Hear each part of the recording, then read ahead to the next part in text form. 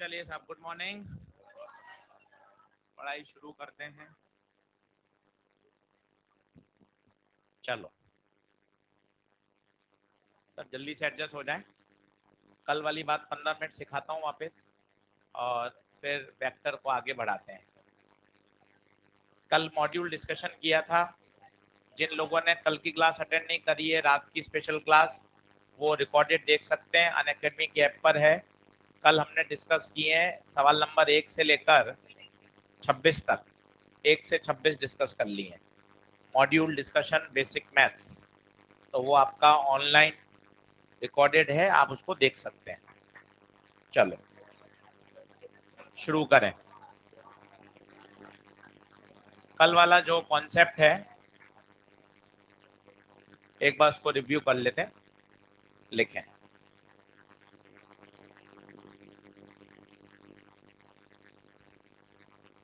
बैठ जाओ जल्दी। अब कल हमने ना 3 फोर्सेस पढ़े थे, एक बार उसको 15 मिनट रिव्यू करें। पहला पढ़ा था वेट, दूसरा नॉर्मल, और तीसरा टेंशन। टेंशन के लिए केवल एक ही बात इंपॉर्टेंट है, ये हमेशा अवे फ्रॉम सिस्टम लगता है। भैया ये शब्द इतना जबरदस्त है कि आपके काफी एफबीडी बनाने में आपको हेल्प करेगा। हमेशा सिस्टम से कहां लगेगा? अवे, हमेशा। हाँ, अगर मासलेस स्ट्रिंग है,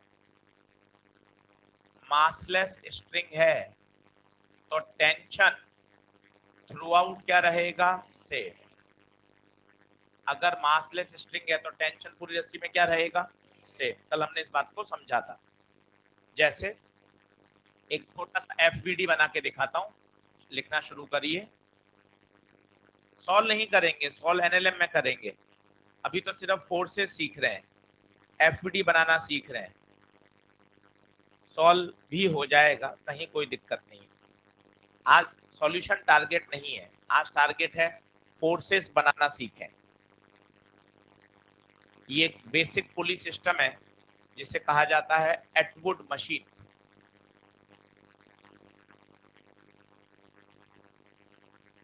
देखें,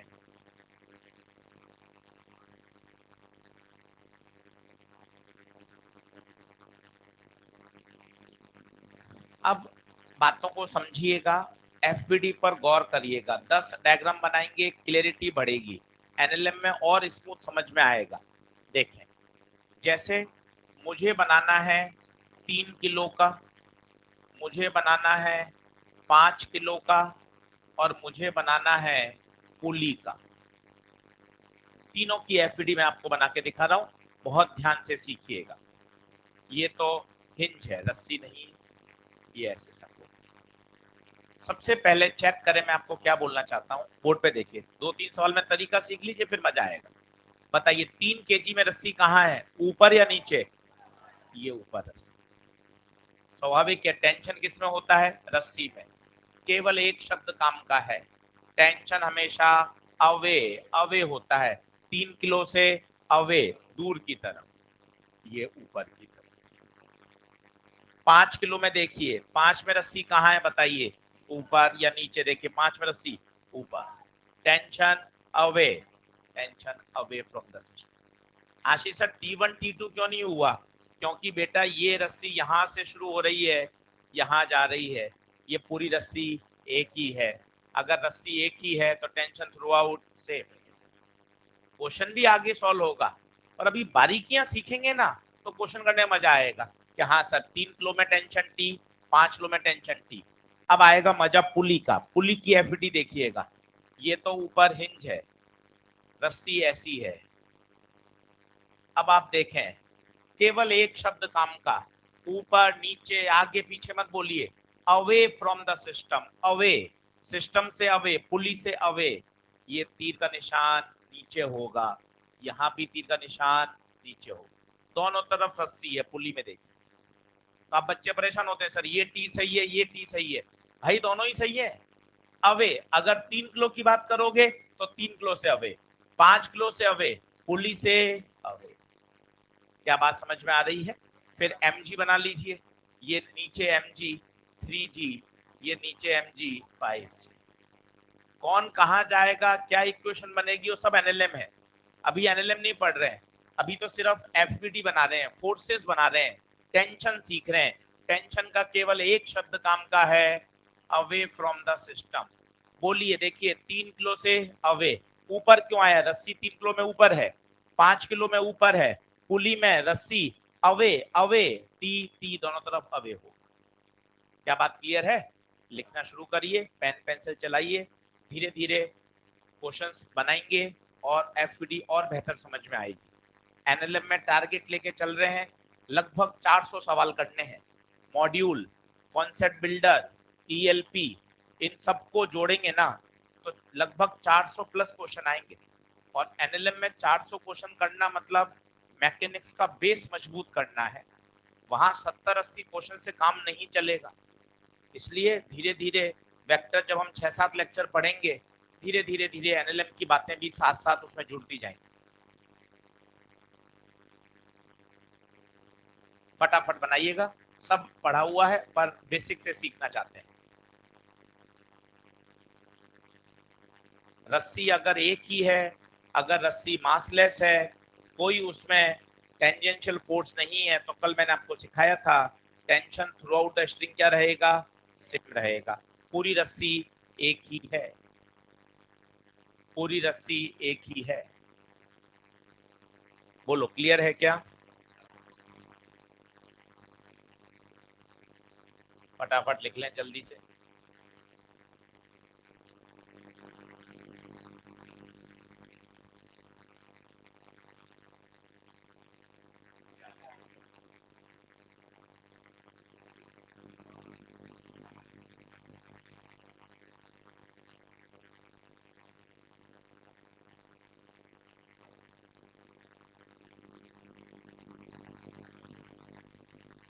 चलिए देखें, जिसका रह गया वो यहाँ से कॉपी करें।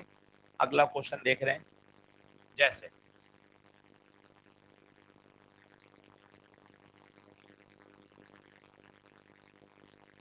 सॉल्व नहीं करना, एक्सीलरेशन नहीं निकालना, टेंशन नहीं निकालना है, अभी केवल एफबीडी बनाना है, टेंशन की डायरेक्शन देखनी है, चीजों को और बेहतर समझना है।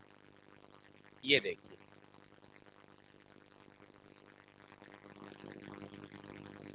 ये सिचुएशन है। क्या हो गया?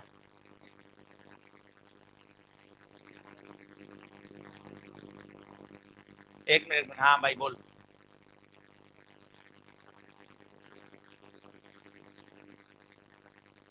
बैठा लो, खड़ा थोड़ा रहेगा, बैठाना तो पड़ेगा। तो यहाँ के पढ़ ले खड़े होकर, आजा। बैग लिया, कॉपी लिया, हाँ यहाँ खड़े होकर पढ़ ले, आजा भैया, तू बैठ जा।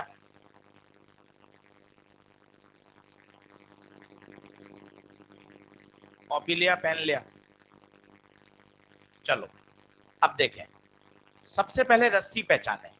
पता है पूरी रस्सी एक नहीं है, ये रस्सी यहां से शुरू होकर यहां खत्म हो रही है, माना इस रस्सी में टेंशन T1 है। ये दूसरी रस्सी यहां से शुरू होकर यहां खत्म हो रही है, माना इसमें टेंशन T2 है। क्या ये बात क्लियर है क्या? दो रस्सी हैं, दोनों में टेंशन क्या मान लिया, T1 और T2। अब एफबीडी बनाइए, एफबीडी बनाइए, तीनों की बनाना। 5 किलो ये रहा, ये 1 kg और ये 3 kg। सही सही कोशिश करिए बनाने की। सबसे पहले सबसे आसान क्या बनाइए, mg। क्या बनाइए सबसे पहले, ये mg 5g, ये mg 1g, ये mg 3g। बताइए mg में कोई टेंशन नहीं। अब नॉर्मल जो कांटेक्ट में होगा सरफेस के साथ उसमें नॉर्मल, 5 किलो हवा में लटका हुआ है, कोई नॉर्मल नहीं। 3 किलो हवा में लटका हुआ है, कोई नॉर्मल नहीं। किसको नॉर्मल मिलेगा, 1 kg को, ये 1 kg को नॉर्मल। एक एक फोर्सेस से फील करना सीखिए। अब सर थोड़ा रस्सी वाला टेंशन बताइए, कहीं मत परेशान होइए। 5 को देखिए, सर 5 में रस्सी ऊपर, सर 1 में सर रस्सी इधर भी है इधर भी है, 3 में रस्सी ऊपर, रस्सी देखिए 1 में दोनों तरफ है।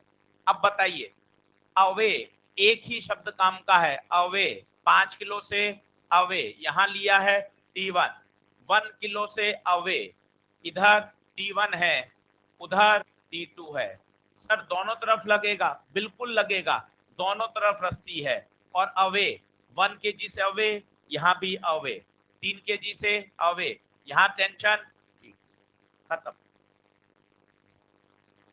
धीरे धीरे क्वेश्चन बढ़ते जाएंगे, एफपीडी आपकी बढ़िया होती जाएगी और क्वेश्चन इतने जल्दी सॉल्व होंगे कहीं दिक्कत नहीं आएगी। एफपीडी पर काम करिए, फ्री बॉडी डायग्राम, सही फोर्सेस बनाना सीखिए, एमजी, नॉर्मल, टेंशन। एमजी आसान है, एमजी की बात ही नहीं करनी होती है। नॉर्मल सरफेसेस कांटेक्ट में है तो परपेंडिकुलर टू द सरफेस रखता है। टेंशन का एक शब्द बढ़िया है, अवे फ्रॉम द सिस्टम, बात खत्म, अवे फ्रॉम द सिस्टम। कोई कहे सर मैं पुली P1 की बनाना चाहता हूं, पुली P1 की एफबीडी देखिए, मजा आ जाएगा। पुली P1 की एफबीडी ऐसे ही सीखेंगे धीरे धीरे। पुली P1, ये पुली बनाई, ये P1 पुली, यहाँ रस्सी है एक इधर, सर ये रस्सी इधर, सर एक रस्सी यही वाली यहां से घूम के आ रही है, बिल्कुल सही। एक ही शब्द अवे, अवे, यहां से अवे, खींचता हुआ, टेंशन इज ऑलवेज पुलिंग, यहां से अवे, ये पूरी रस्सी एक ही है T1, पुली P1 की एफबीडी। हर चीज काम आने वाली है प्रश्नों में।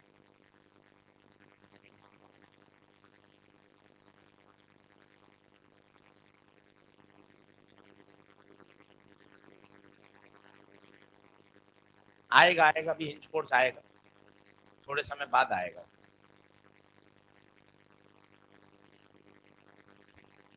बढ़ूं क्या आगे?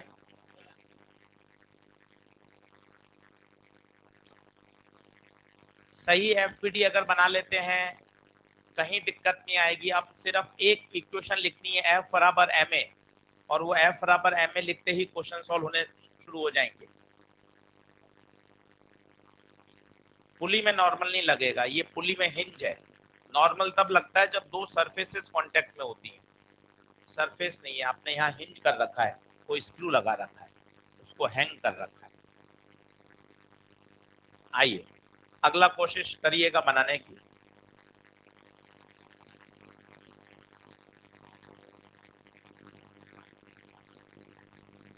ये M1, ये M2, ये रस्सी अलग है, यहाँ टेंशन मान लें T1, ये रस्सी अलग है, यहाँ टेंशन मान लें T2। एफडी बनाइए M1 की और M2 की। अगला देखिए, तीनों की एफडी बना के देखिए।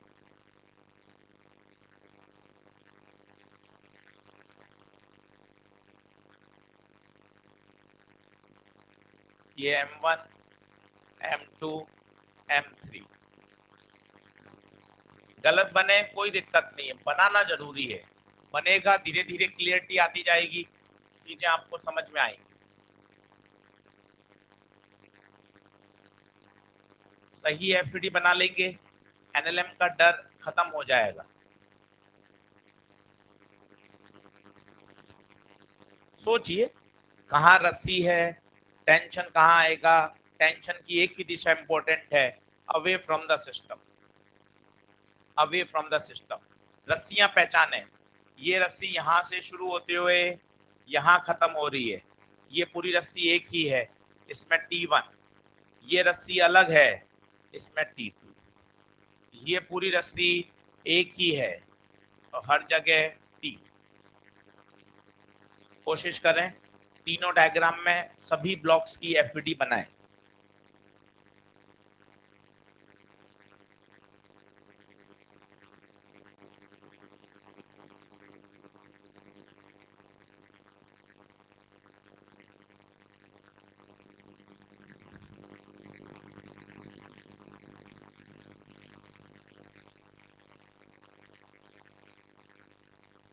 येलो टी शर्ट, हाँ भैया, होने वाले भैया, बात करते रहोगे फिर कैसे पढ़ा पाएंगे सब लोग, खड़े हो जाओ।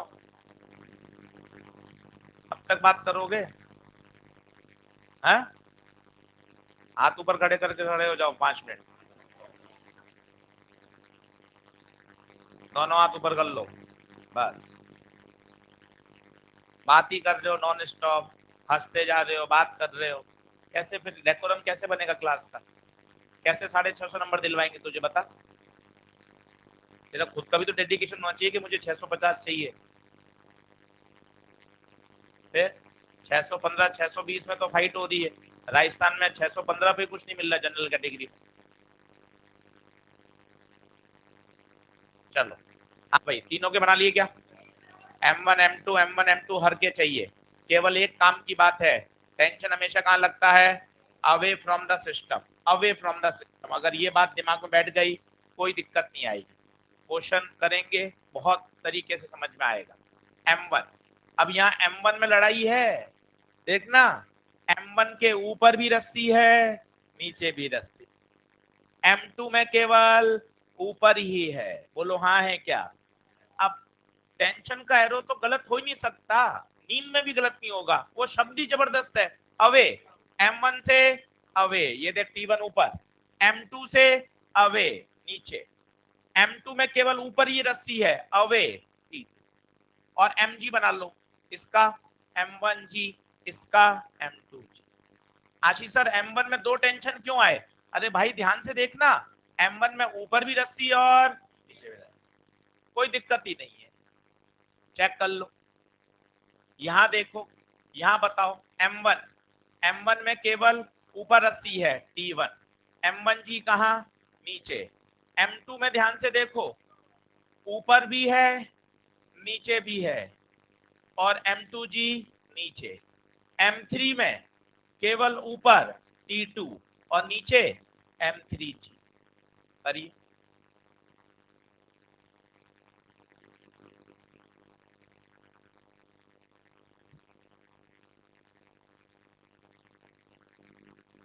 बनाते चलिए फटाफट।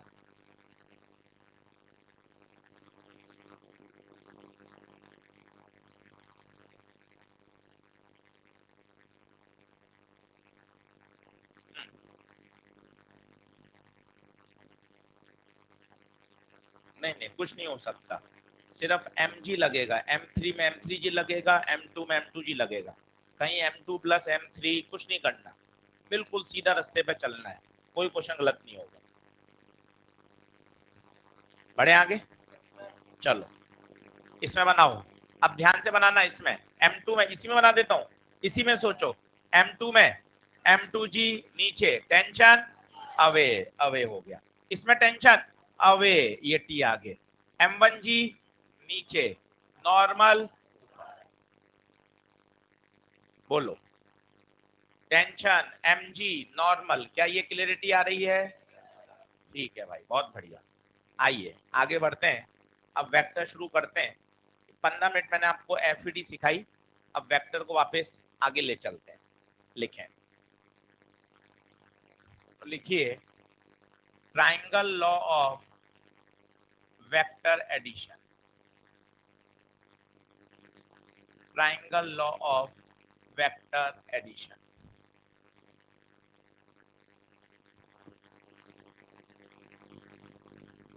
आज ट्राइंगल लॉ सीखेंगे, इसकी डायरेक्शन कैसे निकालते हैं, मैग्नीट्यूड कैसे निकालते हैं, क्या फॉर्मूला होता है, न्यूमेरिकल शुरू करेंगे। इसमें सबसे पहला लिखिए, एंगल बिटवीन द वेक्टर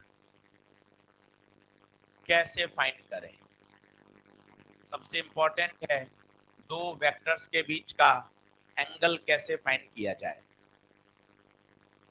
इसके अंदर सब टॉपिक डालिए, एंगल बिटवीन द वेक्टर्स कैसे फाइंड करें।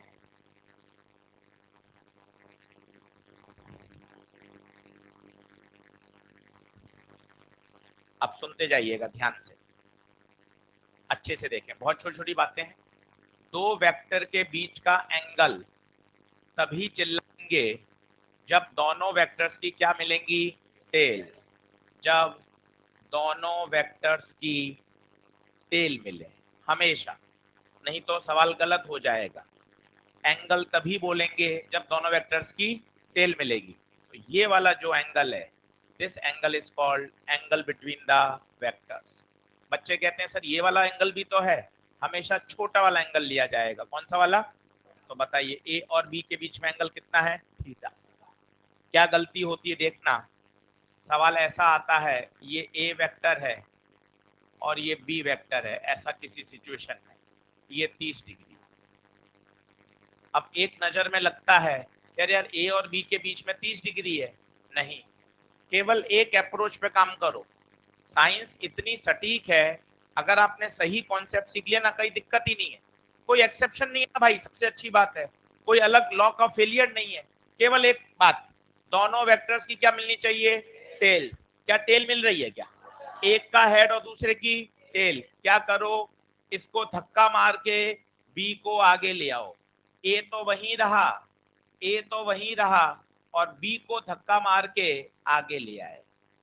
अब दोनों के बीच की क्या मिल गई? टेल्स। सोचिए ये 30 डिग्री है, ये पूरा 180 होगा, तो ये कितना हो गया? 150। तो आंसर होगा एंगल बिटवीन द वेक्टर्स कितना? 150 डिग्री। 30 डिग्री नहीं होगा, कितना होगा? 150 डिग्री। तो ध्यान रखिए, जब कभी भी एंगल बोलना है तो हमेशा दोनों की क्या मिलनी चाहिए? टेल्स मिलनी चाहिए। छोटी छोटी बातें हैं, सवालों में काम आती हैं। तो हमेशा एंगल बिटवीन द वेक्टर्स के लिए क्या मिलनी चाहिए? टेल्स मिलनी चाहिए। जैसे क्वेश्चन मैं आपको करके दिखाता हूं, लिखिएगा एक अगला, जल्दी से बराबर आए।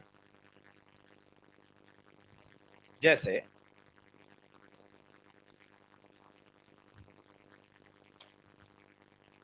एक डायग्राम दे रखा है, ईएलपी का क्वेश्चन है, क्वेश्चन नंबर 4, मेरे साथ ड्रॉ कर लीजिए आप। ये ए वेक्टर है, ये बी वेक्टर है, ये सी वेक्टर है और ये डी वेक्टर। ये है 60, 100, 140, 60। अब आपसे पूछा गया है एंगल बताना है, किस किस के बीच में बताना है? Angle between A and B बताइए, आराम से सोच समझ के। Angle between B and C बताइए, angle between A and B बताइए। 5 मिनट लगाइए, लॉजिक एक ही लगेगा, यही मजा है। दोनों वेक्टर्स की क्या मिलनी चाहिए? टेल्स। कोई बाएं दाएं नहीं चलना, जिन दो वेक्टर्स के लिए चाहिए उन दो वेक्टर्स को फोकस करिए, उनका डायग्राम रीड्रॉ करिए और आराम से एंगल बताइए। 3 पार्ट हैं प्रश्न के, मुझे एंगल चाहिए ए और बी में, बी और सी में, ए और डी में। डायग्राम आपके सामने है, एक ही लॉजिक को 3 बार बोलिए। जब कभी भी एंगल निकालना है तो दोनों वेक्टर्स की टेल्स मिलनी चाहिए।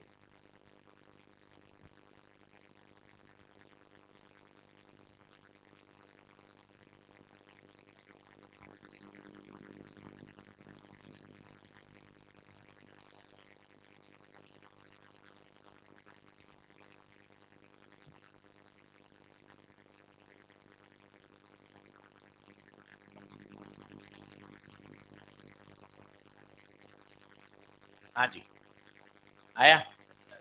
1 मिनट और लगाओ, खुद करो। 10 क्वेश्चन करोगे, अपने आप चीजें डेवलप होंगी। आराम से 7 लेक्चर 6 लेक्चर पढ़ना है और एक एक वेक्टर की बात बढ़िया सीख लेनी है। नहीं तो क्या होता है, बेसिक मैथ्स वेक्टर पढ़ते नहीं है, सीधे टॉपिक चालू कर देते हैं, फिर बार बार फंसे रहते हैं। इसलिए वेक्टर को बहुत अच्छे से पढ़ लीजिए। आइए, सर क्या क्या चाहिए? ए और बी।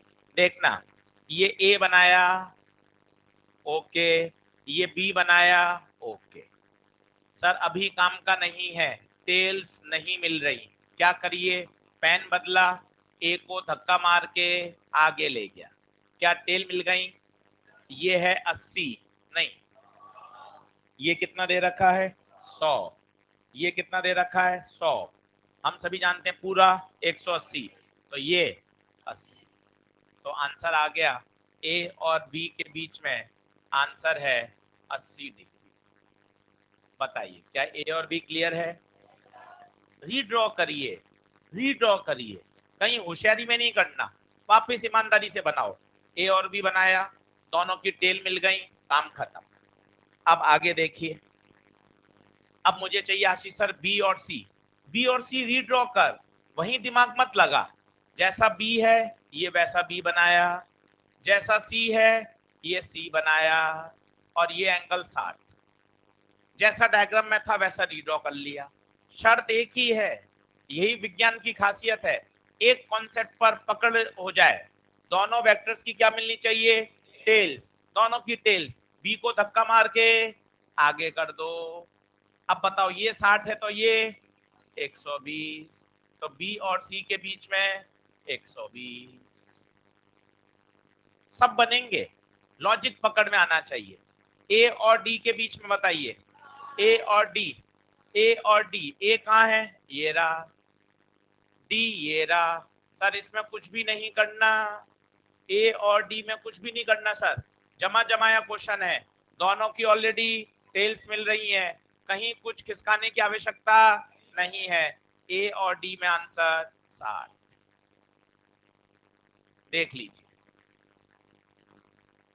एक बार वो फिर से लाइन लिख लीजिएगा, दोनों वेक्टर्स की टेल मिलनी चाहिए, कोई दिक्कत नहीं है, जितना लिखेंगे उतना वो याददाश्त में परमानेंट होता जाएगा। जब कभी भी एंगल निकालना है, दोनों वेक्टर्स की क्या चाहिए, टेल्स चाहिए, तभी बात बनेगी। अब सर क्या एंगल पूछा जाता है क्या नीट में, भाई एंगल नहीं पूछा जाता, तो ये काम कहाँ आता है बताता हूं मैं आपको ले चलता हूं मैग्नेटिज्म में, मैग्नेटिज्म में ले चलता हूं। ये दो मैग्नेट हैं, ये 2015 का सवाल है।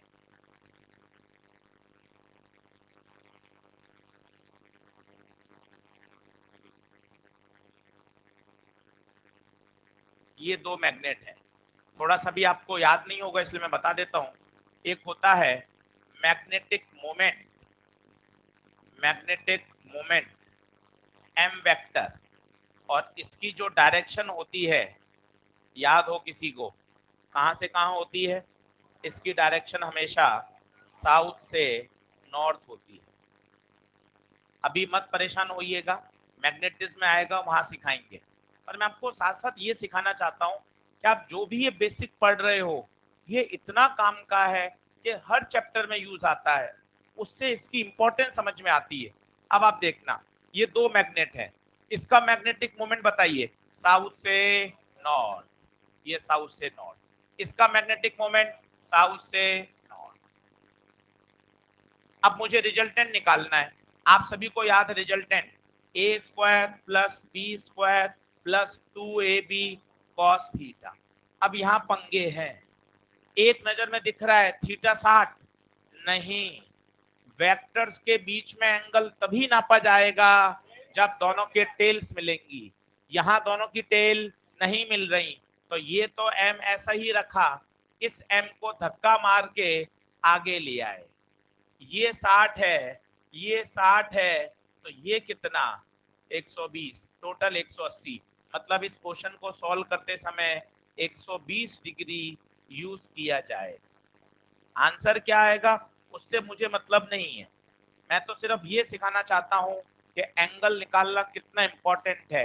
आपने मैग्नेटिज्म पढ़ लिया, फॉर्मूला सही याद कर लिया, पर आपको एंगल गलत पता है, क्वेश्चन पूरा गड़बड़ हो जाएगा। तो साथ साथ में रियल चैप्टर की एप्लीकेशन आपको बताते जाते हैं, ताकि आपको ये रिकॉल होता रहे, अरे यार ये चैप्टर इतने जरूरी हैं जिससे हमारी पूरी फिजिक्स जुड़ी हुई है। अलग से कोई सीधा वेक्टर का सवाल थोड़ी ना आता है भाई, वेक्टर तो डिफरेंशिएशन, इंटीग्रेशन, ये तो चैप्टरों में बार बार काम में आता है। ये नीट का क्वेश्चन है, लिख लीजिए, ये बात लिख लीजिए, मैग्नेटिक मोमेंट की डायरेक्शन हमेशा कहां से कहां, साउथ से नॉर्थ, ये पहली मैग्नेट थी साउथ से नॉर्थ, ये साउथ से नॉर्थ, पर 60 डिग्री काम में नहीं लेना, 60 डिग्री काम में नहीं लेना।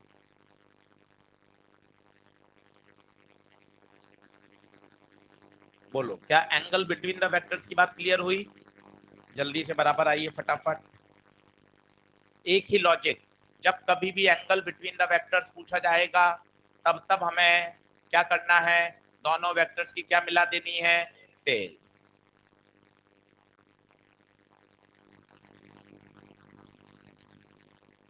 माइक दूर करो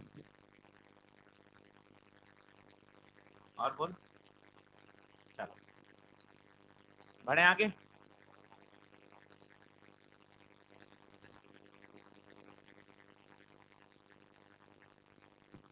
यश, अंजीश, ध्रुव, राहुल क्लियर है क्या भाई? आशुतोष, चलो तो एंगल बिटवीन द वेक्टर्स की बात समझ में आ गई। अब इंपॉर्टेंट वापस हम चलते हैं ट्राइंगल लॉ की तरफ। Triangle law of vector addition.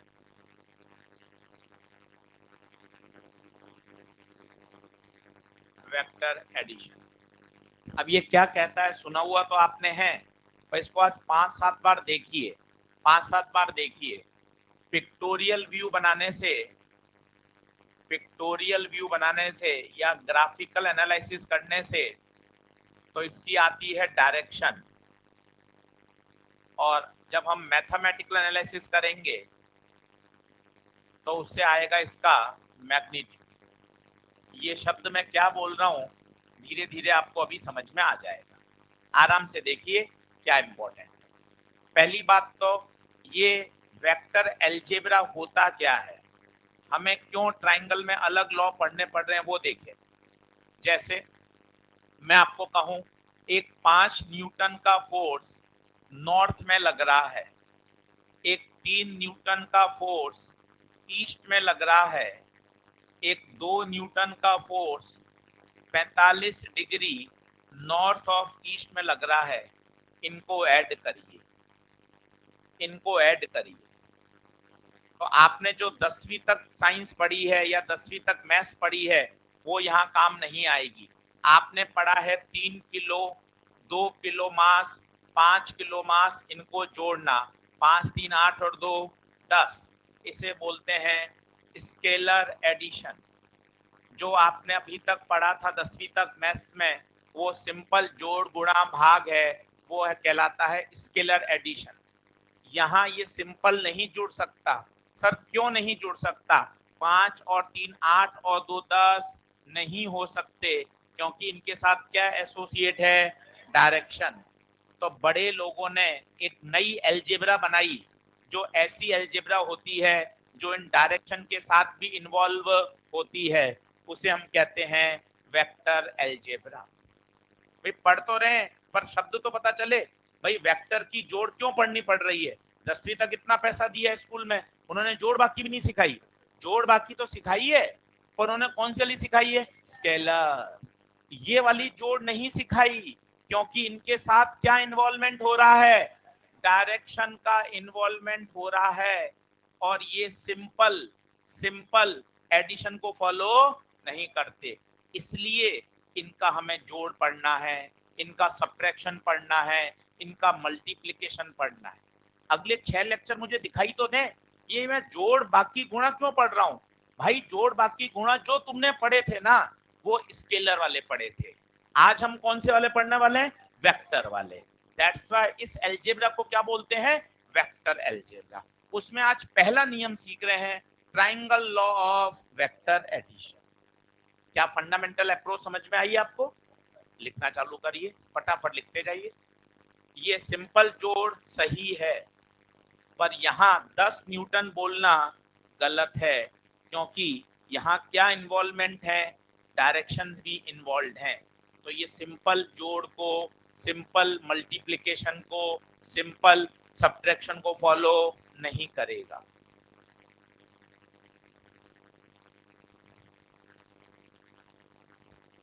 अब आता है तो सर लॉ क्या है? लॉ के कुछ स्टेप होंगे, बिल्कुल स्टेप हैं। एडिशन के भी तो स्टेप होते थे, कितना आपको सिखाते थे कि हाँ भाई 6 और 5 है, तो पहले 6 डंडी खींचते थे, 1 2 3 4 5 6, फिर इसकी 1 2 3 4 5, फिर 6 एक में लेते थे, फिर 5 एक लेते थे, फिर ऐसे ऐसे काट के ऐड करते थे, फिर आता था 11। तो स्टेप्स थे, अलग अलग स्टेप थे। सबसे पहले ये सिखाते थे फिर कैरी फॉरवर्ड वाला आ गया, 6 और 5 11, एक आगे चला गया। ये सब स्टेप्स हैं, उन स्टेप्स को फॉलो करेंगे तभी तो आंसर आएगा, एट रैंडम थोड़ी ना कर दोगे। उसी तरह से वेक्टर एडिशन के लिए भी क्या है, कुछ सर्टेन स्टेप्स हैं, उन स्टेप्स को फॉलो करने पर ही उत्तर आएगा, वो सीखना चाहते हैं। तो ये बातें इसलिए बताना जरूरी है ताकि आपको फ्लो आए कि हाँ यार, यहाँ भी तो एक मैं नियम कानून के तहत ही तो ऐड करता था, कोई चलते फिरते थोड़ी ना होता था। बिल्कुल एडिशन का रूल होगा, सब्ट्रैक्शन होते थे तो कैरी फॉरवर्ड लेते थे, बोरो करते थे, वही नियम कानून यहाँ भी लगे। क्या बात क्लियर है क्या? चलिए आते हैं, नेक्स्ट करूं क्या इसको, जल्दी आओ। अब फटाफट से आ रहे हैं ट्रायंगल लॉ पर। देखें, छोटी छोटी बातें समझें। ट्रायंगल लॉ, मेरे पास दो वेक्टर हैं, ए वेक्टर और बी वेक्टर। सुनते जाइए, 3 बार बताऊंगा फिर समझिएगा। ये दो वेक्टर है ए और बी, मुझे इन दोनों को जोड़ना है। क्या करना है? जोड़ना है। तो स्टेप नंबर ये कहता है, स्टेप नंबर 1 ये कहता है, पहले वेक्टर का हेड, पहले वेक्टर का हेड दूसरे वेक्टर की टेल से मिलाइए, दूसरे वेक्टर की टेल से मिलाइए। क्या मिल रहा है क्या? नहीं सर, बी को थोड़ा सा कहां ले जाएं? नीचे, ये नीचे ले गए। बताइए क्या हेड और टेल मिल गए? स्टेप है, इसमें क्यों नहीं चलेगा? ये स्टेप है, जैसे जोड़ना, घटाना, भाग देने के स्टेप होते हैं, इसी तरह ये स्टेप है कि पहले का हेड दूसरे की टेल से मिलना चाहिए। स्टेप नंबर 2, अब क्या करें? ट्राइंगल को कंप्लीट करें, ट्राइंगल को कंप्लीट करें। ये ट्राइंगल को कंप्लीट किया, ये देखिए, ये जो थर्ड साइड है यही बताती है इन दोनों का रिजल्ट है, पर इसका ऑर्डर कैसा होना चाहिए? अपोजिट। सर ये अपोजिट का क्या मतलब है? देखना, ये ए आ रहा है, ये बी आ रहा है, तो जो ट्राइंगल बंद होगा वो कैसे ऑर्डर में बंद होगा? अपोजिट। अब बताइए आर वेक्टर किसके बराबर है? A vector plus B vector. R को कहते हैं रिजल्टेंट। किसका रिजल्टेंट है ये? ए और बी का। एक बार फिर से समझिए, फिर नोट करिएगा। ये पी है और ये क्यू है, मान लो मुझे इसको ऐड करना है। आराम से तसल्ली से देखिए, 3 डायग्राम में अपने आप क्लियर होगा, फिर खुद बनाना। पहला step, triangle law vector addition के लिए पहले का हेड और दूसरे की टेल मिलनी चाहिए। ये पहले का हेड दूसरे की, इस क्यू को क्या करिए? शिफ्ट करिए। पी तो वही, क्यू को शिफ्ट किया, शिफ्ट किया और यहां लाके चिपका दिया। ये देखिए, ये यहां लाके चिपका दिया। क्या बोलो, सही है क्या? पहले का हेड दूसरे की टेल मिल गई। अब बताइए क्या करें? ट्राइंगल को बंद करें। ट्राइंगल को बंद किया।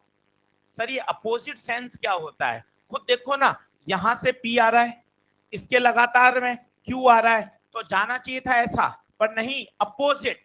अपोजिट, ये क्या हो गया? R, and R is what? P plus Q. ये पिक्टोरियल तरीका है। अभी इस आर की वैल्यू नहीं आई है, केवल इस आर का क्या आया है? डायरेक्शन, कि ये इसका क्या रहेगा? डायरेक्शन। वैल्यू क्या आएगी वो अलग बात है, पिक्टोरियल से क्या पता चल रही है? उसकी डायरेक्शन। सब थोड़ा थोड़ा आ रहा है पर अभी कॉन्फिडेंस नहीं आ रहा। और देख भाई, ये पी कोई भी टेढ़े मेढ़े ले, इससे तेरा डर हटे। ये क्यू। अब मुझे बताना है यार, इन दोनों का रिजल्टेंट कहाँ आएगा? ऐसे आंखों से देखकर नहीं बता पाएंगे, पेन चलाना पड़ेगा। तरीका एक ही है, पहले का हेड दूसरे की टेल से, तो पी को छेड़ मत, पी को छेड़ा नहीं, क्यू को शिफ्ट करो, शिफ्ट करो, शिफ्ट करो और ऐसे शिफ्ट करो। एंगल नहीं बदलना है, ओरिएंटेशन नहीं बदलना है, केवल शिफ्टिंग। शिफ्टिंग कहीं भी कर सकते हैं आप, शिफ्टिंग कहीं भी कर सकते हैं, एंगल नहीं बदलना। बिल्कुल ऐसा कैसा? शिफ्ट करके कहां लगा दिया? इधर। बताइए क्या बात क्लियर है क्या? पहली शर्त बताइए, क्या पी और क्यू का हेड और टेल मिल गया? अब बताइए आगे क्या करना है? ट्राइंगल को बंद करिए अपोजिट ऑर्डर में। तो बताइए R is what? P plus Q. अब आपको वो शब्द समझ में आएगा जो मैंने लिखा, क्या? ये पिक्टोरियल से उसकी क्या पता चलती है? डायरेक्शन। डायरेक्शन पता चल रही है। शब्दों को गौर करिए, रिजल्टेंट इस डायरेक्शन में होगा, उसकी वैल्यू क्या होगी? 10 न्यूटन, 12 न्यूटन, 20 न्यूटन, उसका भी बाद में पता चलेगा। अभी तो केवल उसकी क्या ये है? डायरेक्शन। क्योंकि वेक्टर के पास दो बातें होती हैं, मैग्नीट्यूड और अभी क्या निकल कर आ रही है? डायरेक्शन। क्या बात क्लियर है? बनाते जाइए, पहले स्लाइड को लिख लीजिए, 2-3 एग्जाम्पल लिखिए, 10 क्वेश्चन करेंगे, क्लियर होगा। घबराना थोड़ी ना है, चीजों को सीखना है। शब्द लिखो। पहला स्टेप, पहले वेक्टर का हेड दूसरे वेक्टर की टेल से मिलना चाहिए। ट्रायंगल को बंद करिए। किस सेंस में? Opposite sense. अपोजिट सेंस मतलब समझ में आया? तीर का निशान रिवर्स होना चाहिए। अभी क्या निकल कर आ रही है बताइए? कोशिश करिए, पूरा इमेजिनेशन करिए। सर मैं दो वेक्टर को जोड़ना चाहता हूं। सर जुड़कर कुछ तो आएगा ना सर, जैसे 3 किलो प्लस 2 किलो मिलकर 5 किलो आंसर आता है। तो यहां भी जब मैं वेक्टर को जोड़ रहा हूं, कुछ तो आंसर आएगा ना। उस कुछ आंसर में दो पार्ट हैं, एक उसका मैग्नीट्यूड और एक उसकी डायरेक्शन।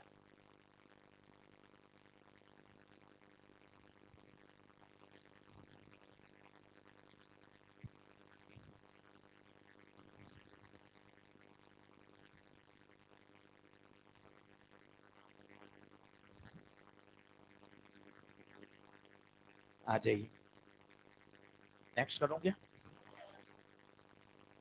जल्दी जल्दी आओ।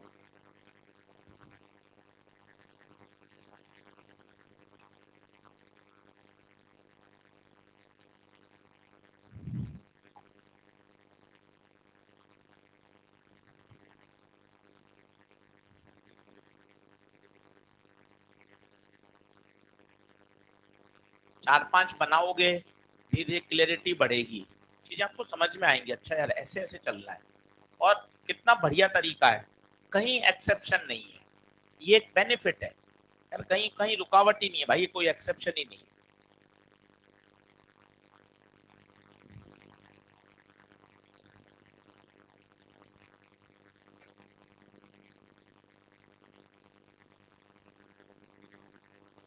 आज थोड़ी थोड़ी वेक्टर की ईएलपी चालू करना, हो सकता है 2 सवाल ही बने क्योंकि अभी तो शुरू हुआ है। और एक बार पूरे 10 के 10 ईएलपी, ईएलपी नंबर 6 में 10 सवाल हैं, 15 सवाल है, एक बार 15 के 15 की लैंग्वेज तो पढ़ो, ताकि आपको आइडिया लगे कि अच्छा क्या गिवन है, क्या पूछा है। ऐसे धीरे धीरे डेवलप हो जाओगे, 5-6 दिन में पूरा वेक्टर तैयार हो जाएगा। अगला करूं?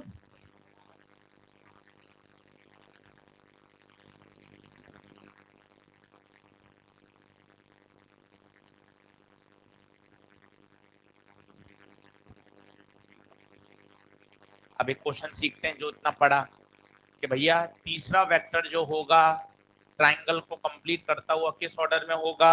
अपोजिट ऑर्डर में होना जरूरी है।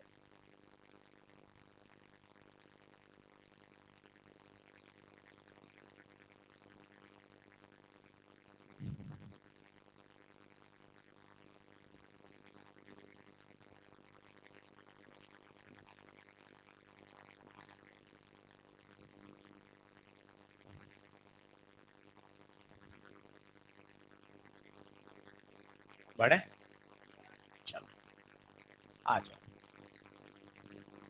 तो साहब ये तो क्या आ गई आपकी डायरेक्शन। अब एक पे क्वेश्चन करके देखें, सर जो सीखा है उसको एक बार अप्लाई करके देखो सब लोग।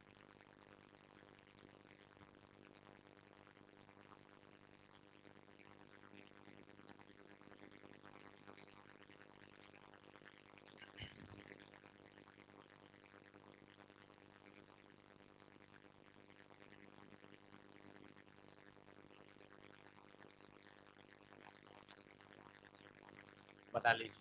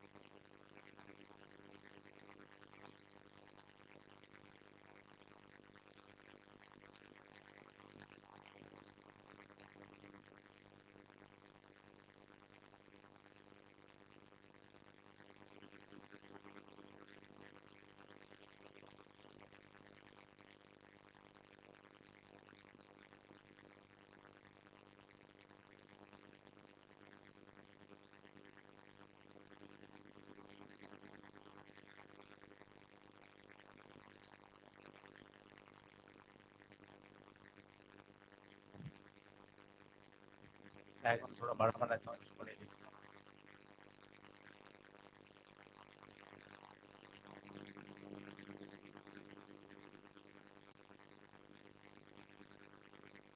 अब एक एक ऑप्शन पे चर्चा करनी पड़ेगी। अभी क्या रट्टाबाजी से काम नहीं चलता है, जो लॉजिक सीखा है उस पे सवाल आ गया तुरंत।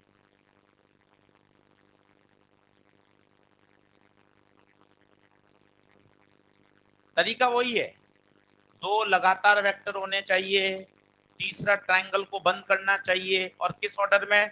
अपोजिट ऑर्डर में। बस आप अपने आप देखेंगे, ऑप्शन करते जाएंगे, सही ऑप्शन पे पहुंच जाएंगे।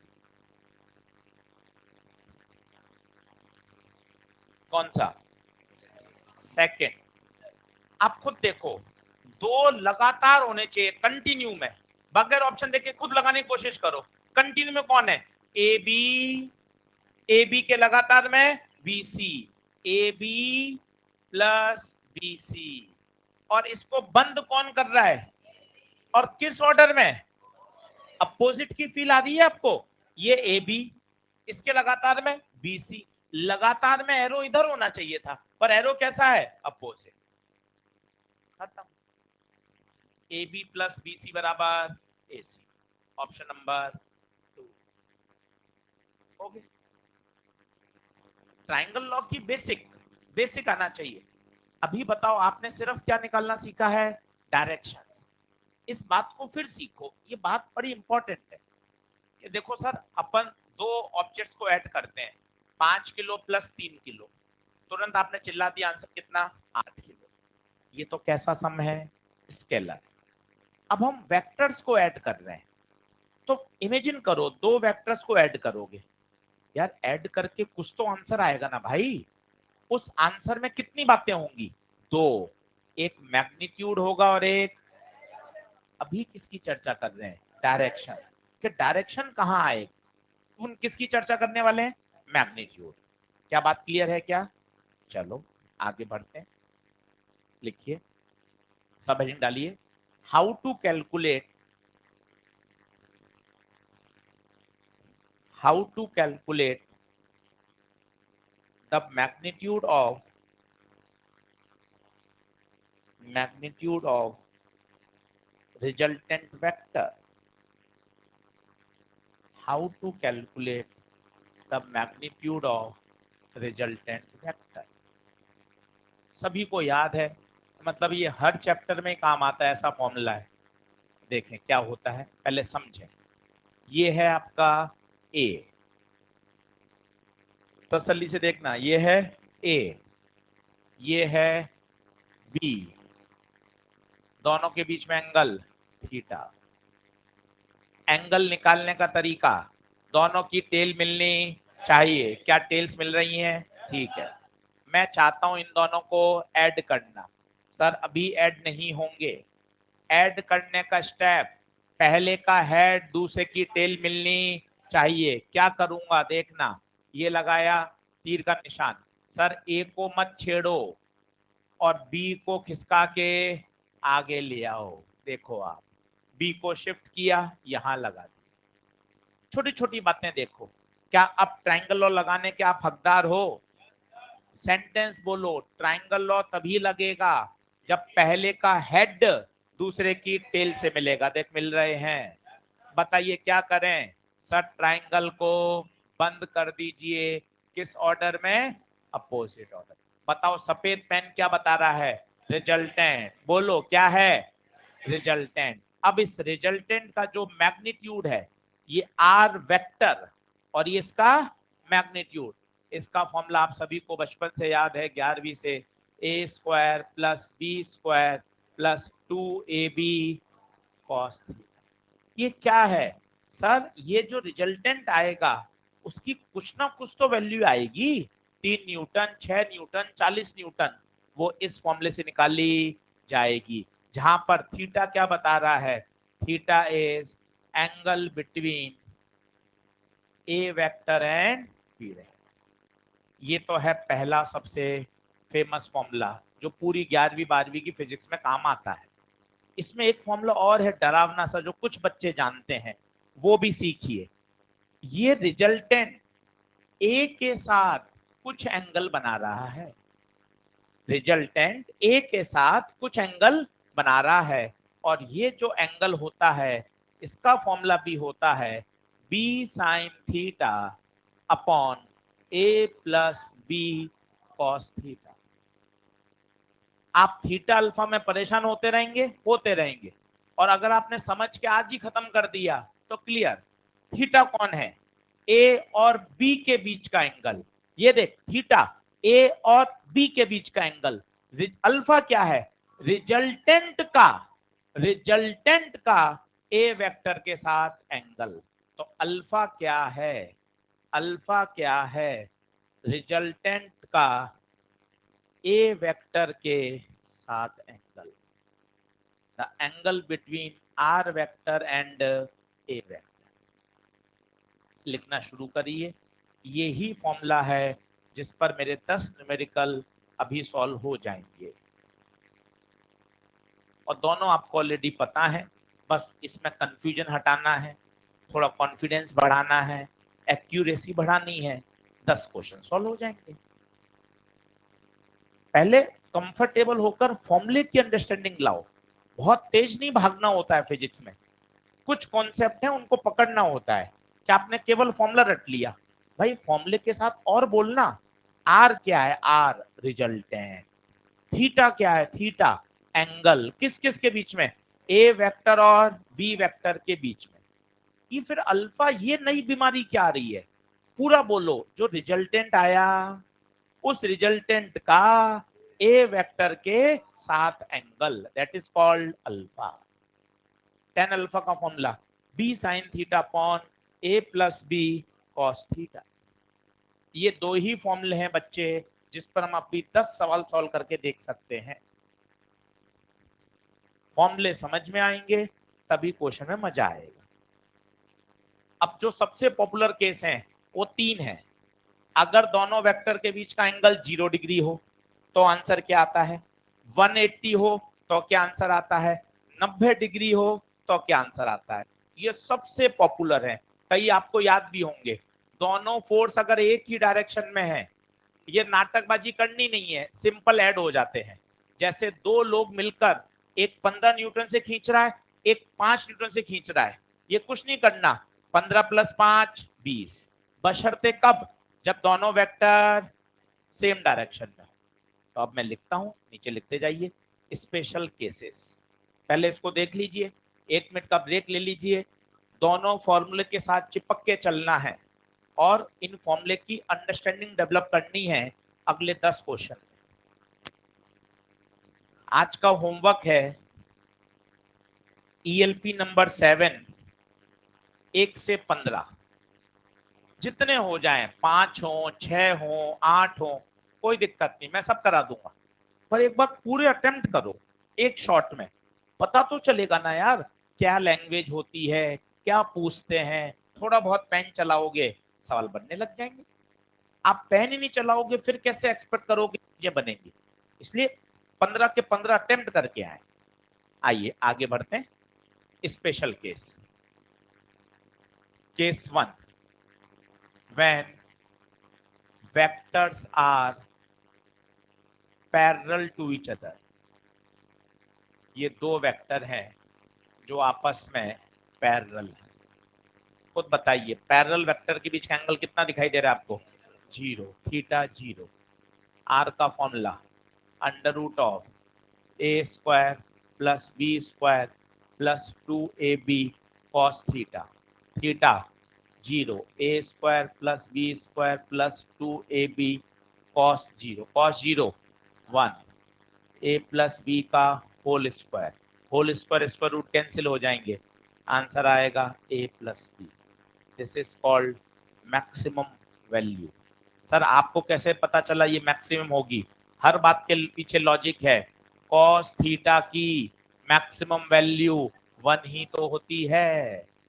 जब आपने cos थीटा मैक्सिमम रख दिया तो रिजल्टेंट भी मैक्सिमम आएगा। तो दो वेक्टर्स को आप कैसे भी जोड़ो, कैसे भी, उनका मैक्सिमम से मैक्सिमम आंसर कितना आ सकता है? a + b, when vectors are parallel.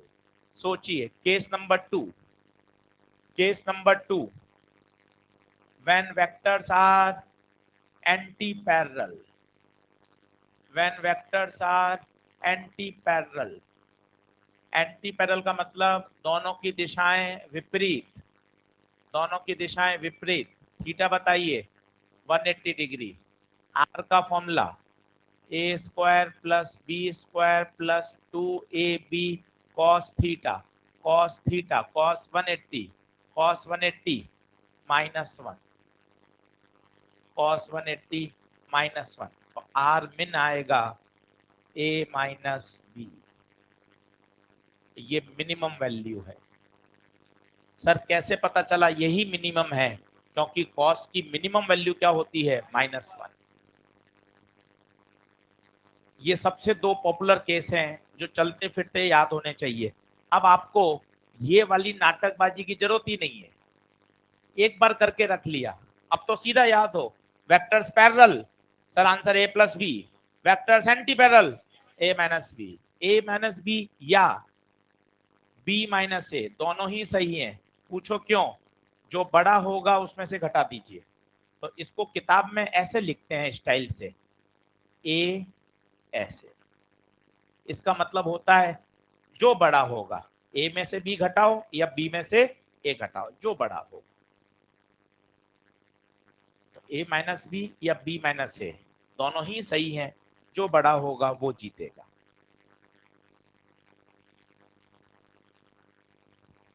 बोलिए क्या ये बात क्लियर है? तीसरा case, when vectors are perpendicular to each other, when vectors are perpendicular to each other,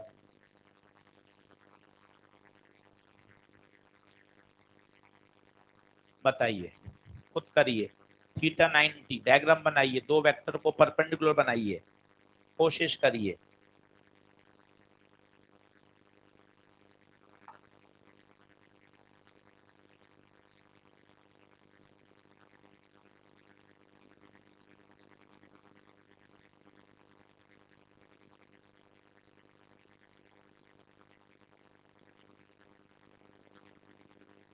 आज 15-20 क्वेश्चन आएंगे टेलीग्राम चैनल पर, जिसमें आपको एफबीडी बनानी है। क्या बनानी है? एफबीडी। सिर्फ 20 क्वेश्चंस भेजूंगा मैं टेलीग्राम पर, उसमें आपको सिर्फ कॉपी में उसकी एफबीडी बना के लानी है, सभी डायग्राम्स की। एफबीडी का मतलब होता है फ्री बॉडी डायग्राम, सारे फोर्सेस बनाने हैं, टेंशन, एमजी, नॉर्मल, बस केवल केवल एफबीडी बनानी है। चले आगे बढ़ो। केस 3 जल्दी से बताइए। जब वेक्टर्स आपस में क्या हो? परपेंडिकुलर। सोचिए अगर परपेंडिकुलर होंगे तो सीधा बता दीजिए answer, A square plus B square plus 2ab cos theta, theta कितना? 90, थीटा 90 कॉस 90 0। तो आर का फॉर्मूला आ जाएगा under root of A square plus B. बहुत पॉपुलर है, पता नहीं कितनी बारी आप लगा लोगे, 200 बार, 300 बार, इतना इंपॉर्टेंट है। जब भी दो वेक्टर 90 डिग्री पर हो, एकदम रटा हुआ होना चाहिए। सर सीधा answer A square plus B square का स्क्वायर रूट। बहुत पॉपुलर है। आप अभी ऐसी चीज पढ़ रहे हो कि जो पूरी 11वीं 12वीं में काम आने वाली है, आप इस बात को समझिए, इसके बिना काम ही नहीं चलता। तो 90 डिग्री पर रिजल्टेंट, सीधा answer under root of A square plus B square. अब एक खास बात देखना जो मैं लिखना चाहता हूं, पहला बराबर आ जाइए, आगे के बराबर, जल्दी आओ। तो 0 डिग्री पर आंसर चिल्लाओ, ए प्लस बी। 180 डिग्री पर ए माइनस बी, और 90 डिग्री पर under root of A square plus B square. अब एक जो बात लिख रहा हूं वो देखना, किसी भी वेक्टर का रिजल्टेंट, इसको पढ़ो, ये क्या है? रिजल्टेंट। ये क्या है? रिजल्टेंट का मैग्नीट्यूड। किसी का भी रिजल्टेंट का मैग्नीट्यूड हमेशा a प्लस बी से छोटा और a माइनस बी से बड़ा। ये कौन है? R max. ये कौन है? इसको और डरावने रूप में लिख रहा हूं, देखना आर वेक्टर ये क्या है, बराबर भी हो सकता है या इससे छोटा, इससे बड़ा नहीं हो सकता। इसका और डरावना रूप देखो, a प्लस बी, क्या सही है? वेक्टर का क्या हो गया, मैग्नीट्यूड। p वेक्टर लिखो, फिर इसका मैग्नीट्यूड लिखो, इतना कौन करे, सीधा लिख देते हैं p। आदत में डालिए, ये m वेक्टर, ये इसका मैग्नीट्यूड, जल्दबाजी में क्या लिख देते हैं m, समय की कमी, सीधा m लिख दिया। तो a का वास्तव में पूरा तरीका क्या है, a वेक्टर प्लस, इसको क्या लिखेंगे बताइए, a माइनस, कौन सा सही है, ऊपर वाला या नीचे वाला, सब पूछे जाते हैं। तीसरा तरीका देखना, R vector is equal to R max और आर मिनिमम। क्या बात क्लियर है?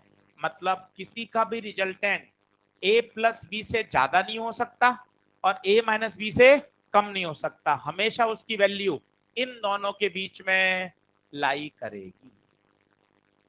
बना लीजिए,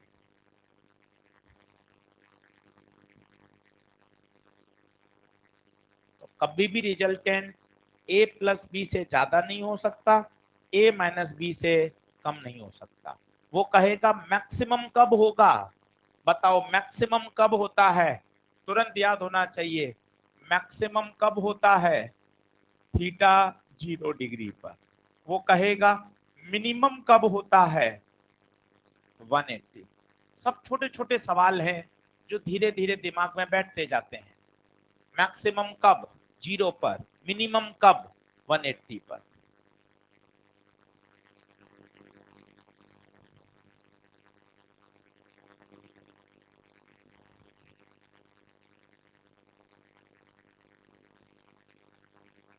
क्लियर है? अब इस पर 3 सवाल करके देखो ताकि इसको अप्लाई कर पाओ कि हाँ सर ये मैंने समझ लिया, याद भी कर लिया, अब इसको सवालों में कैसे लगाना है वो देखते हैं। एक बार हिंदी में सुनो, किसी का भी मैक्सिमम से maximum answer a plus B से ज्यादा नहीं हो सकता, मिनिमम a माइनस बी, बाकी हमेशा इन दोनों के बीच में आएगा, बीच में ही आएगा। चलिए 2-3 क्वेश्चन करके देखें, नेक्स्ट कर दूं क्या इसको? चलो देखो क्वेश्चन लिखो बोर्ड से।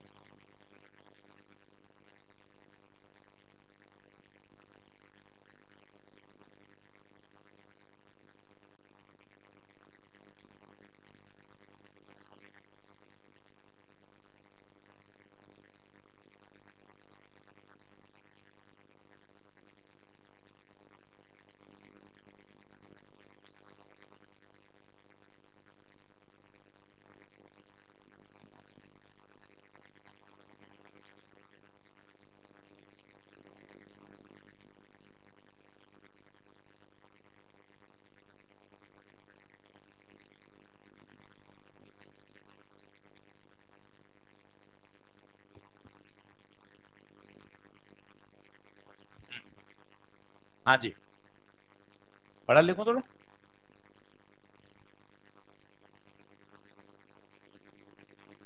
अब सवाल में सब कुछ छुपा हुआ है, पढ़ो 2-3 बार क्या दिया हुआ है, काटा कूटा चलने दो। कॉपी की सुंदरता बनाए रखोगे फिजिक्स नहीं सीख पाओगे, काटा कूटा चलने दो।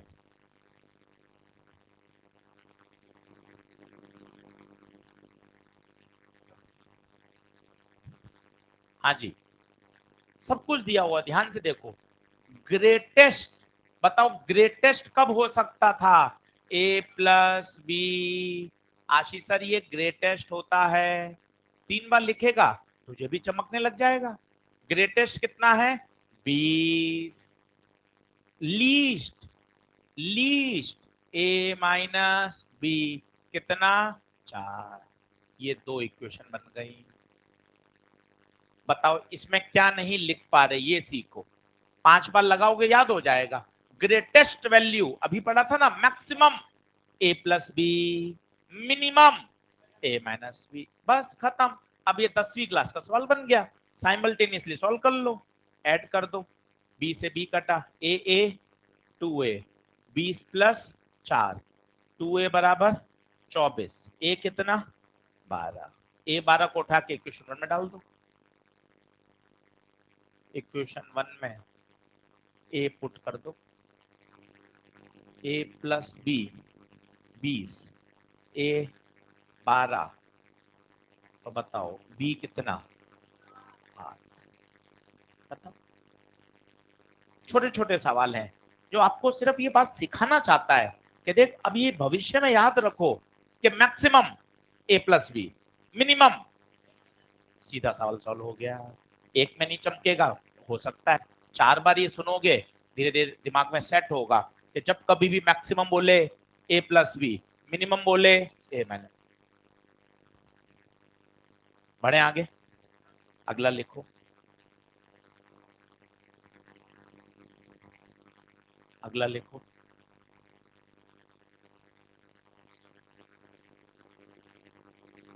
वेक्टर सम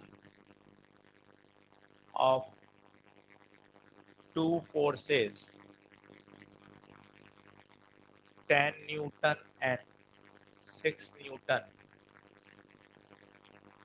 cannot be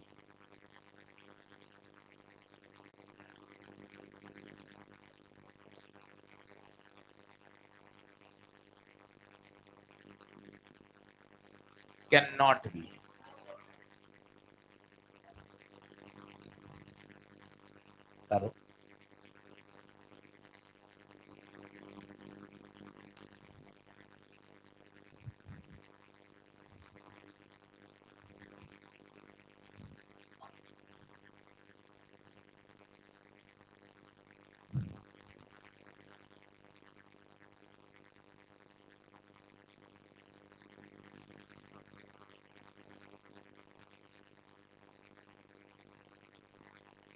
हाँ जी, कितना, बहुत आसान, मैक्सिमम से maximum a plus B 10 plus 6 16, 16 से ज्यादा आंसर नहीं हो सकता। ये शब्द समझाते हैं, ये किताबों में नहीं है, आप लिखोगे आपको अच्छा फील आएगा। 16 से ज्यादा नहीं हो सकता, मिनिमम, मिनिमम ए माइनस बी 10 माइनस 6, 4 न्यूटन से आंसर कम नहीं हो सकता। दूसरे शब्दों में 4 से बड़ा और 16 से छोटा, 4 से बड़ा होना चाहिए, 16 से छोटा।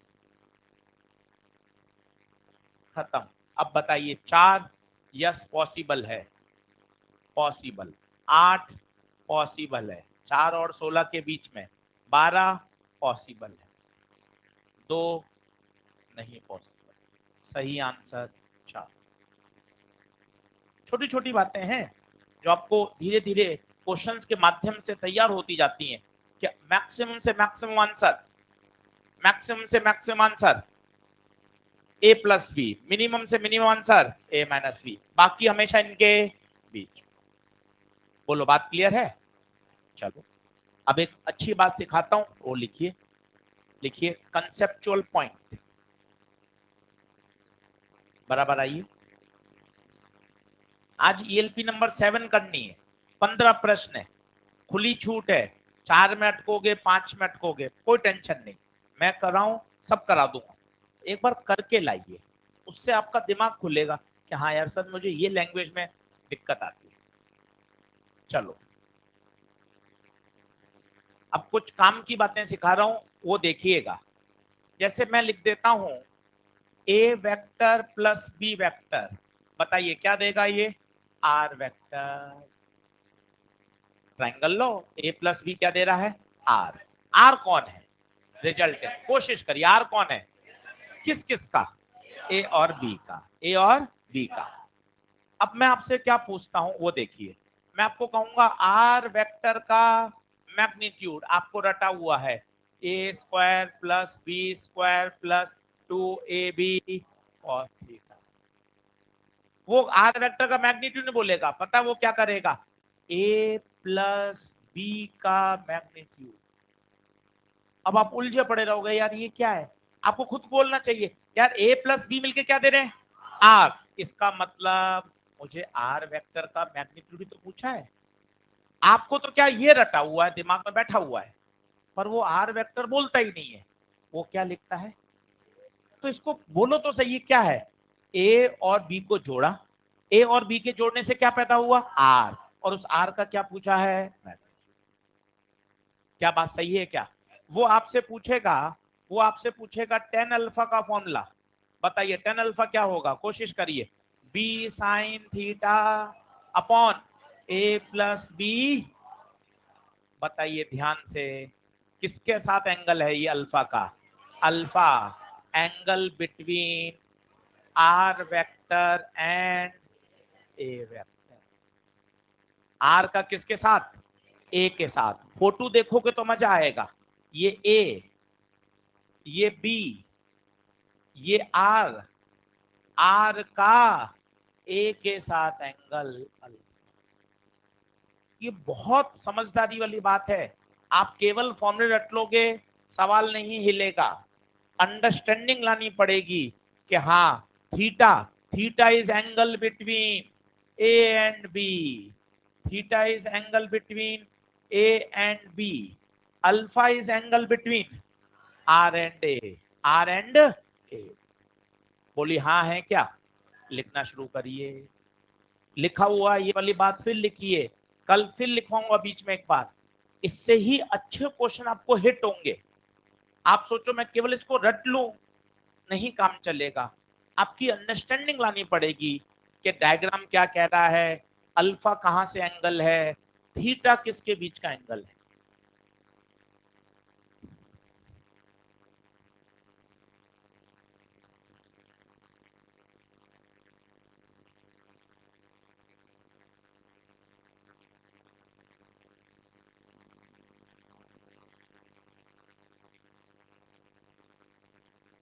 पढ़ूं क्या,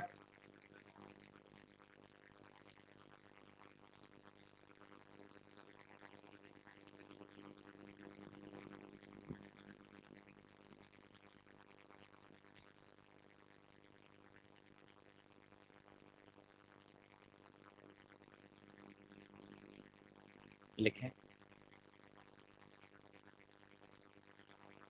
नीचे लिखिए स्पेशल केस।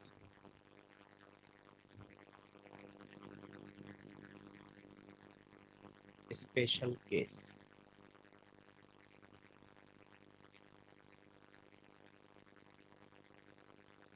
बोलो। अब जनरली आपको याद होता है कि सर रिजल्टेंट का फॉर्मूला होता है under root of A square plus B square plus 2ab cos. पर जनरली क्या होता है ज्यादातर सवाल में, दोनों वेक्टर का मैग्नीट्यूड क्या होता है, सेम। दोनों का क्या होता है, मतलब ए और बी दोनों सेम है, ए और बी सेम है, दोनों सेम है, बराबर है, 10-10 न्यूटन है। तो इतना फॉर्मूला ना लगा के इसको सॉल्व करके रख लेते हैं। ए बी की जगह भी बताइए क्या रख दूं, दोनों बराबर है, दोनों बराबर है, 2a cos थीटा। तो A square plus A square, 2a square cos theta, 2a square common ले लो, अंदर क्या बचा, 1 प्लस कॉस थीटा।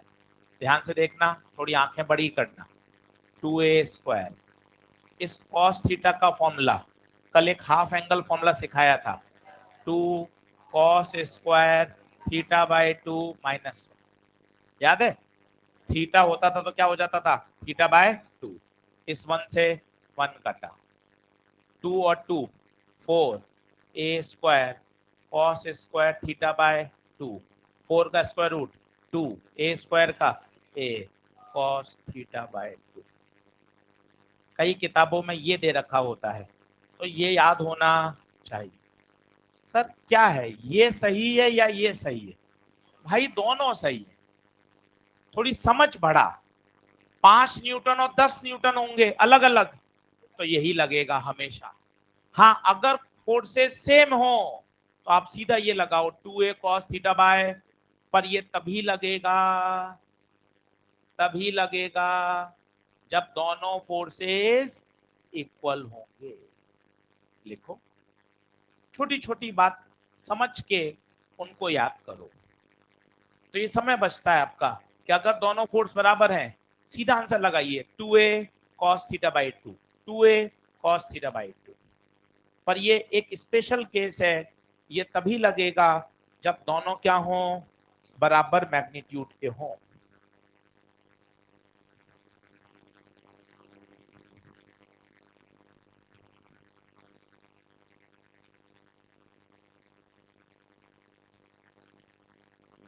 वेक्टर में ज्यादा थ्योरी नहीं है, अब पता है सिर्फ क्वेश्चंस हैं। हो सकता है अगले 3 दिन आपको सिर्फ क्वेश्चन ही करने पड़े, क्योंकि थ्योरी नहीं है, रिजल्टेंट का यही फॉर्मूला है।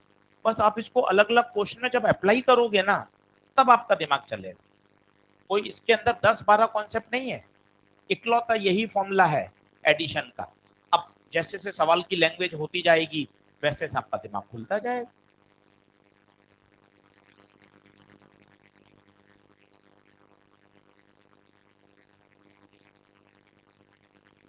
क्वेश्चन लिखिए, आओ जल्दी बराबर आओ।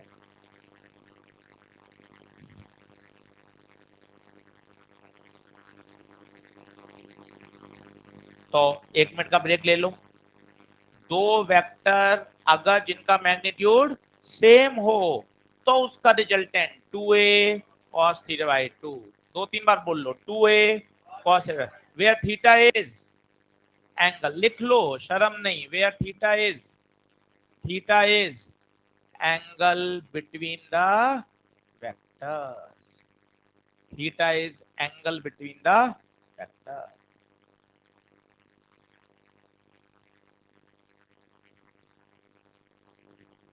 क्लियर हुआ? चलो एक क्वेश्चन लिखते हैं, कोशिश करिएगा उसको अटेम्प्ट करने की।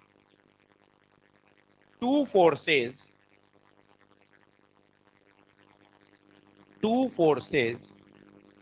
each of magnitude f, two forces each of magnitude f have a resultant of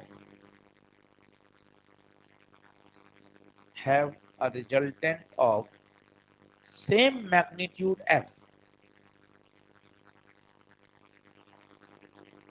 same magnitude f, then calculate the angle between the vectors।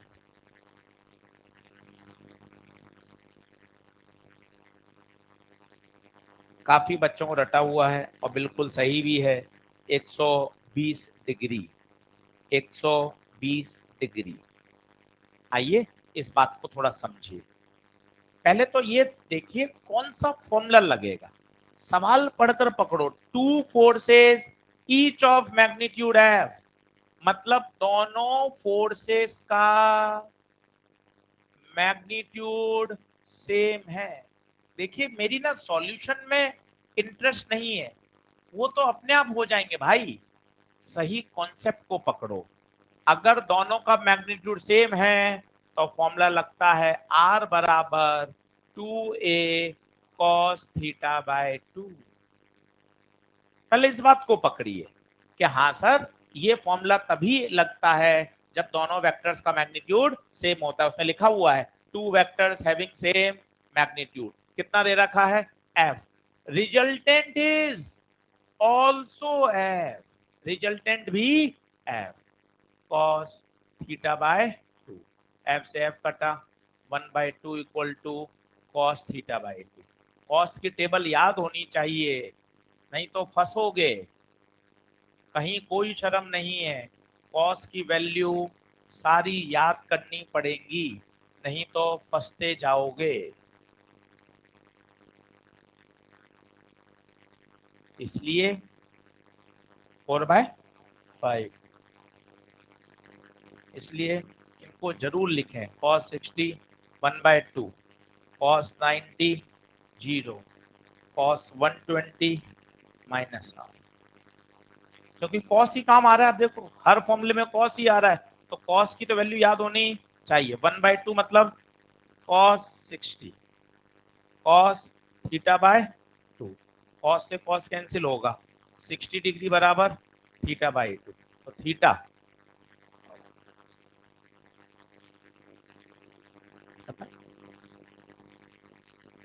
तो याद रखिए, अगर दो वेक्टर बराबर हैं और 120 डिग्री पे लग रहे हैं तो उनका आंसर भी वही आता है।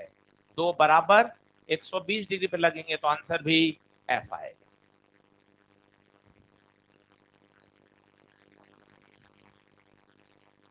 -1 कहाँ लिखा? ये तो एक फॉर्मूला होता है कॉस का, कल सिखाए देना। -1 नहीं आएगा मतलब ये वाला -1 नहीं आएगा, ये तो फॉर्मूले में होता है। तो मतलब क्या कहना चाहता है कि गलत लिख दिया मैंने या तुझे गलत याद है? ना ना ना, कॉस का फॉर्मूला होता है भाई, 2 cos स्क्वायर थीटा बाय 2, ठीक है। चलो आगे बढ़े, लास्ट क्वेश्चन से क्लास खत्म करते हैं। लिखिए लास्ट क्वेश्चन आज का, फिर क्लास खत्म करेंगे। लिखें, चलो ठीक है, घर पे करना होमवर्क।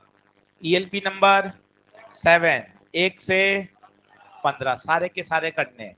और 15 क्वेश्चन आएंगे जिसमें किसकी बनानी है आपको? एफबीडी।